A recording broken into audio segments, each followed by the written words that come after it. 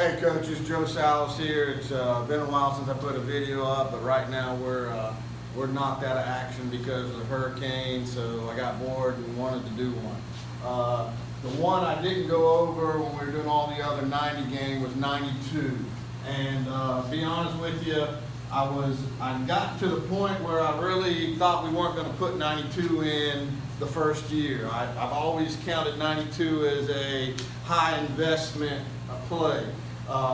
The reason it's always been worthwhile in the past is because once you put in 92, put in the mesh, you pretty much taught all the elements that the air raid has, as far as you're teaching kids how to find grass, find windows, you're teaching quarterbacks how to throw it to grass, you're teaching all the details of the offense are kind of encapsulated in 92 mesh. However, as I got into a new program and we were limited on numbers, I was having trouble practicing with, more of a one platoon mindset that I've never been in before. I was really ready to trash it and just say we put it in next year. And then I saw one of the YouTube guys do a video on it and went ahead and put it in. And shockingly to air raid guys, that's a joke to air raid guys, is it's been extremely productive for us. And it's been one of our go-to red zone plays. It's been a big third down play for us. It's been a really good play. So let's go through it real quick. There's a couple details. The first one is with the Z. We always read, when we do it, we read the Z side, whatever side the Z is on. So if he's flipped on the left, we're reading the left side. If we're flipped on the right, we're reading the right side. And we read the progression for quarterback is corner, back, mesh. And there's huge debates in the air raid world, whether you read mesh or you read mesh as one look. And I think as a quarterback grows, you kind of develop that ability to see the mesh as one read. But for right now, play side mesh is our third read. So we go corner, swing with the back, or shoot with the back, depending on what side we're reading, and then play side mesh, backside mesh, and then the other side, the back. So that's the read. If you're in the red zone, if you're 10, 15 yards and in, then this Z runs a 4-step corner. If you're out in the field more, it's a 6-step corner. And also that changes the Z's aiming point.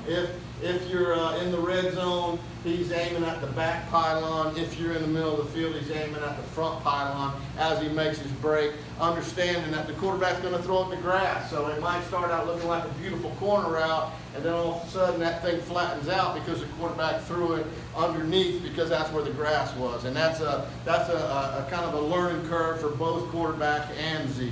So the depth of the corner varies depending on field zone, and also the steps for the quarterback varies. If he's in open field, it's a 90 or 3-step drops to us. If it's red zone and we're up tight, well, that turns into a fast feet and make a read because everything is shortened up, everything's happening faster. So those are the two areas where we get some variance depending on field position. So here we go, 92. We're gonna call this open field. So we've got a 6-step corner route, and we want to make that thing as pretty as possible. We'd love it if he came up and stuck it hard and then went to the post. As they grow, they'll get better and better at that part. And that is read number 1. We have a check swing by the F, and that is number 2. And then we have the mesh. The mesh, the rule is X doesn't get any farther than about 7 yards from the ball, and that sets up the mesh. And it is Y sets the mesh, X makes the mesh.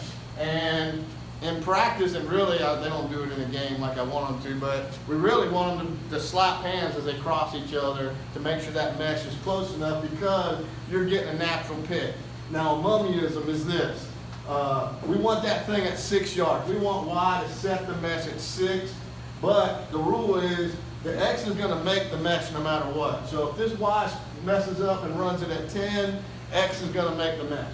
If the Y messes up and runs it at 3, X is going to make the mesh. X's job is to find Y and come underneath them because we want that natural rub that happens off the mesh route. On the back side, we can check, swing, and then run a shoot route on this side.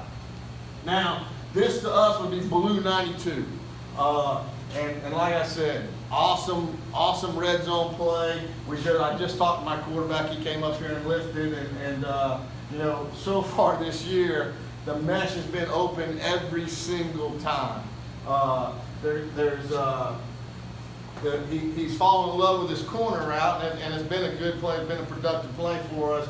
But really, you know, I think the play really turns into something big when the quarterback, you know, in a regular situation, if we call it 10 times, you know, maybe 2 or 3 go to the Z, the rest are going to F in the mesh. So that's the money's in the mesh is what I've always believed. But then, you know, this F can have huge plays. And this guy's either wide open, there's no one around him, or they're overplaying it because we do some things where we send the F out there and throw it to him quick. But this is the play. This is blue 92, open field, that would be a 6-step corner. Red zone, that would be a 4-step corner. Open field, this would be a 3-step drop, and his eyes would be here first, here second, here third, fourth, and then 5th on the backside.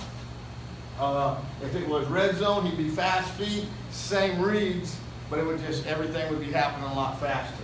Now, we'd like to get it to the point, and we're not here yet, but when you fully get locked in on 92, there should be a tag, and really it's just a little signal that's worked out between the Z and the Q, where this can turn into an out cut, and this can turn into a post corner, or a corner post. All right, and those two signals, we like the out cut to be signaled from the Z to the quarterback, and because the Z has the better picture of how's that corner playing us. Is he, you know, back in the day, they would just line up a guy deep outside because they want to take away the corner. Well, today with that little tag, then the Z would just make the signal, and that would turn into an out cut thrown on a rope. We like the post signal to be made from the quarterback to the Z because he's got the best look at the center of the field. So that's where it's going. You got a little tag for the out, you got a little tag for the post, and then this is the base play as you run the corner out. And you can make a living just with the corner because the quarterback's going to throw it to grass anyway. But by having this tag, you can really make an on-the-rope throw, which makes it almost unstoppable. All right. If we wanted to go to the other side, we would call blue flip, put them on this side. Everything's the same. And now the corner's coming off on the left. Wherever the Z is, that's the side we're reading. So the read would be the same. It would be corner, back. Now we're talking about this shoot route, mesh, back. So the read doesn't, or the progression doesn't change for the quarterback. It's just where is the Z? The Z tells us which side we're going to run it to. And you can see it, you know, we're a slot left, slot right, or a trips right, trips left team. And we can run it out of, this is a play that you teach it out of blue, but we can run out of everything. We run it out of slot, we run it out, there's no formation we can't run this play out of. What I think McVee had convinced me of is, you know, Tony Franklin is big about switching up who's running the corner. And even Howell is big about switching it between X and Z, who's running the corner, who's running the mesh. But what McVee convinced me, and it's what made it become such a good play for us so quickly, is by just saying, all right, Z's going to be the corner guy. Everyone's got their job. The formation might change which side we're reading, but we're not going to switch off and all of a sudden watch run the corner route. Z's the corner route guy, Y is the mesh guy, X is the mesh guy, and you got H and F on the shoots or the swings. So that's how we're running it. Hope that helps you. You know, like always, hit like, join if you haven't joined yet, and leave a comment. You know, I'd like to hear how other people are running it. Again, almost said we'll put it in next year, and then I put it in. It's been a super productive play for us. You know, first year out the gate. This was an 0-11 team last year that averaged 5 points a game, and right out the gate we've been very productive with the mesh route immediately. Thank you, coaches.